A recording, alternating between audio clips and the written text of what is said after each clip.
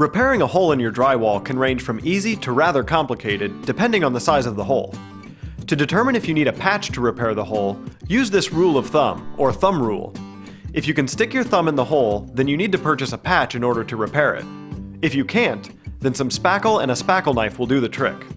To repair a small hole in drywall, you will need some lightweight, quick-dry spackle, a spackle knife, and a sanding block. When purchasing your spackle, the guide to follow is the smaller the hole, the lighter weight the spackle needs to be.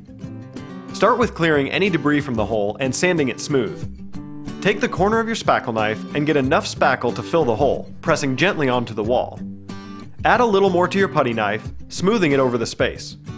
You may need to go over the space a few times, but make sure it is a thin layer.